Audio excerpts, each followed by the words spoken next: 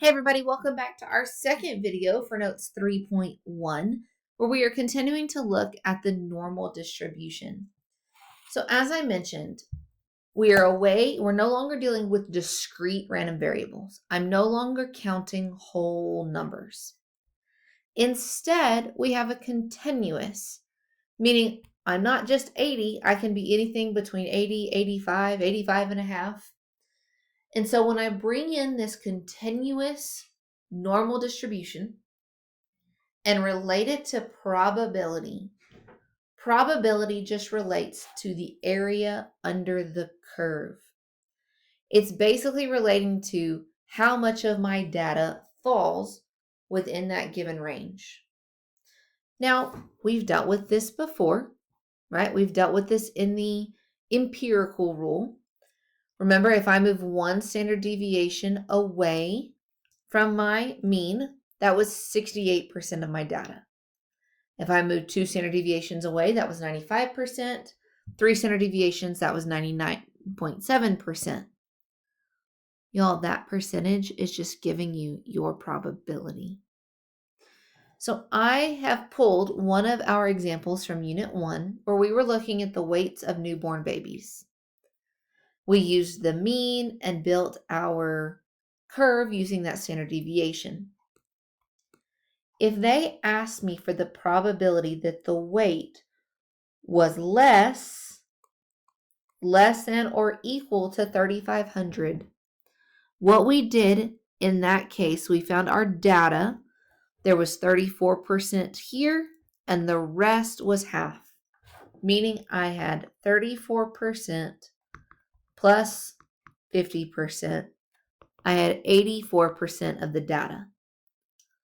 All that means is the probability of having a weight that is less than or equal to 3,500 grams is 0.84.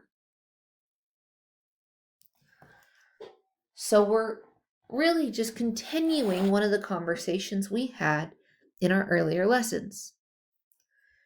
Using this curve and the empirical rule, let's find the probability that the weight is between 2,500 and 3,500 grams for our newborn baby.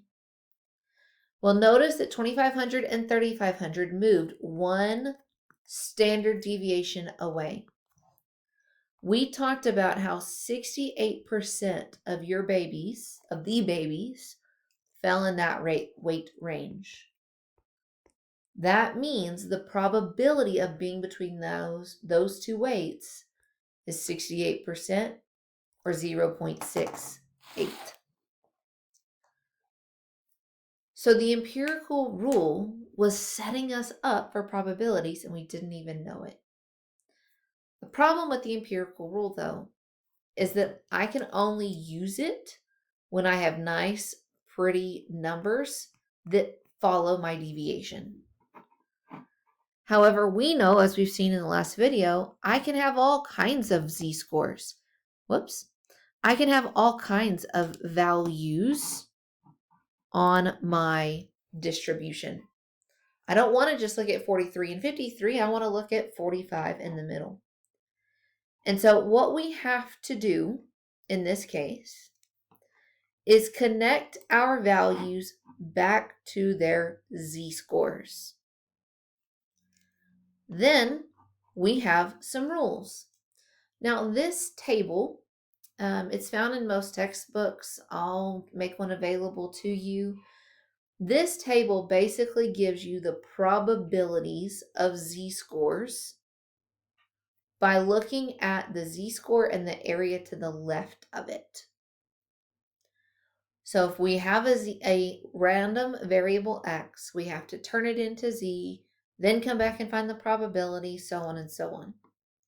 Remember that probability relates to the area under the curve, meaning they want the probability of an x that's greater than 80. They're really asking me for the area under the curve to the right of that 80. And I would need to turn it into a z-score to be able to look at its probability. This is basically a chart that gives areas. I can also go smaller. If I have a z-score, I can look at left, I can look at area right, I can be less, I can be greater, or I can even be between. Now, this table can do a lot for us. Guess what? So can our calculators. Just like we dealt with the binomial distribution, this normal distribution, the normal curve, is also under that second bars distribution.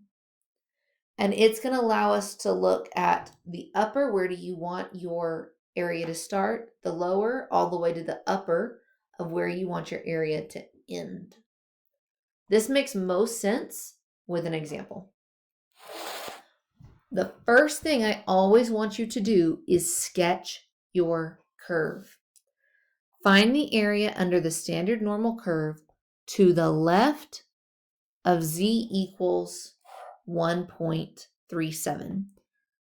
Now, I don't have my original data here, so when I sketch this curve, it's the normalized one, where the middle is 0. I have positive 1, negative 1, positive 2, negative 2.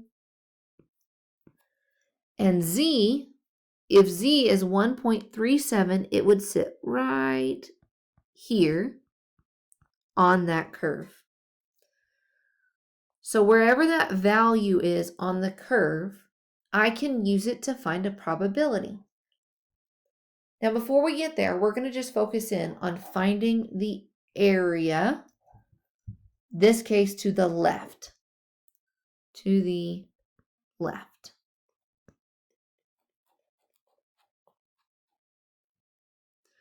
Now, if you were using the chart, what you would do in the table is you would find your 1.3 and the 7. You would line up the 1.3 and the 0.07 to find that the probability, the area underneath that curve, is 0.9147. I'm not really going to push us this direction to use the table because it can be a lot. Instead, I want to show us how to do this in the calculator. In the calculator, you're going to need a lower bound and you're going to need an upper bound. So our lower value, the one over here on the left, goes forever. So I want you to use negative 10 exponent 99. And that is something you are welcome to write on your formula sheet. Some calculators will already have that in there for your very far left value. So this left arrow would be negative 10 to the 99. If you ever needed the right arrow, we'll use 10 to the 99. All the way negative versus all the way positive. Then we want it to calculate this area until we reach our z-score. We want it to stop at 1.37. So in the calculator, we're going to go to second vars. That'll give us the distribution. And we're going to go to the normal CDF. So second vars, normal, I wrote norm, normal CDF. Negative 10 exponent 99 to 1.37. My mean is 0. My standard deviation is 1 because I'm in the z-scores here. And paste. Notice that it, disappeared on me. It pasted it onto the screen just like our binomial did. It started with the lower bound, then it put my upper bound, then my mean and deviation. gives me that the area to the left of my z-value is 0.914, which rounds to 0.91, 91% chance. Let's do a couple of these till we get comfortable with sketching. Then we're going to connect it back into the probabilities. Example 5. Find the area under the standard normal curve to the right of z. As always, first thing I want you to do is sketch the curve.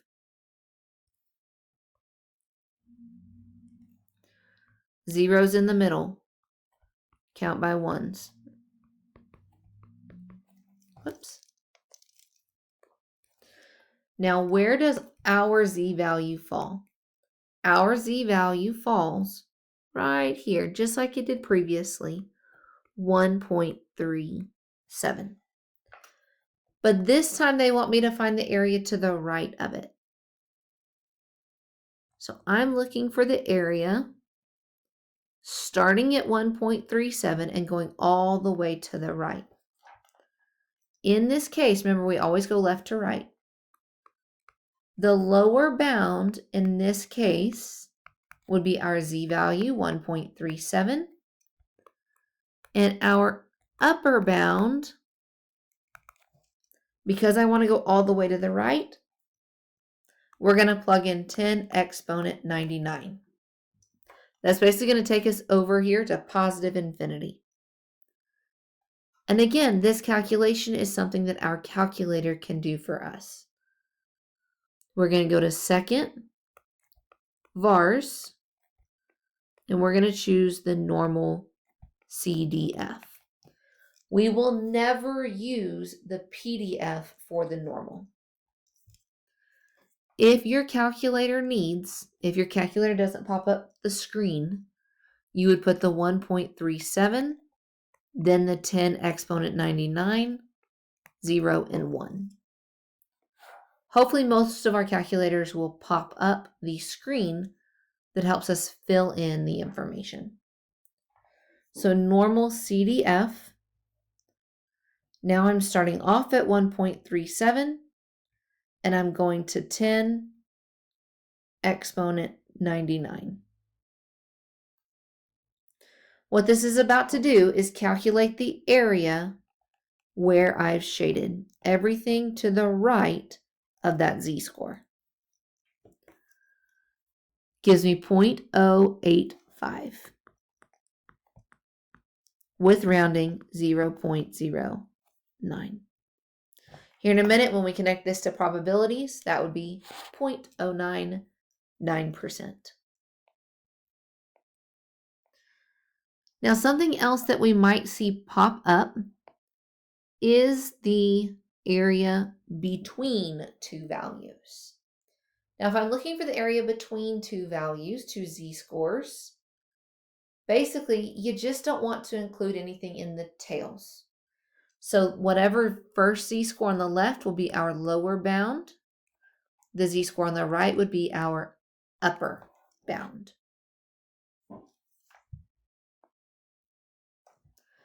So example 6. Find the area under the standard normal curve between z1 equals negative 1.68 and z2, which is 2. Sketch your curve. I expect to see the sketch or you would lose points on an exam. This is all standard normal.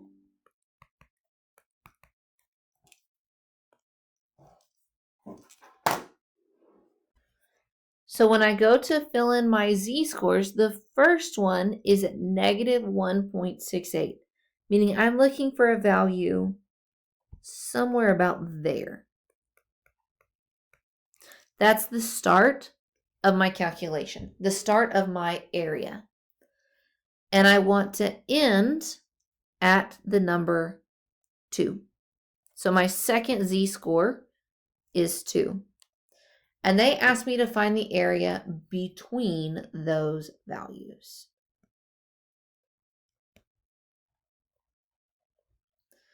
Now, because we're doing this within our calculator, Our lower bound would be our starting z, negative 1.68. And our upper bound would be 2. And we're still using that normal CDF. If you have to type it in, we would put our negative 1.68, then our 2, 0, and 1 for mean and standard deviation.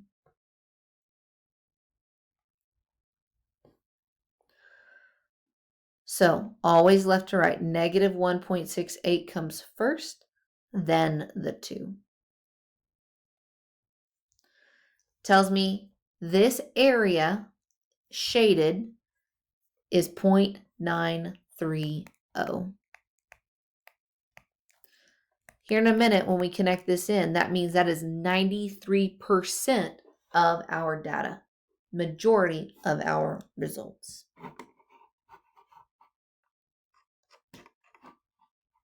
So now we've looked at the normal curve, we've played with our z values, and we've even begun the conversation of finding the area. Please note that if you find a probability that is less than 0.05, or aka an area that is less than that, it is considered an unusual value. So in this continuous probability, we're set up for it, but we haven't actually done it yet. So I'm going to stop this video here and create one more where we connect this curve, our z, and our probability conversation.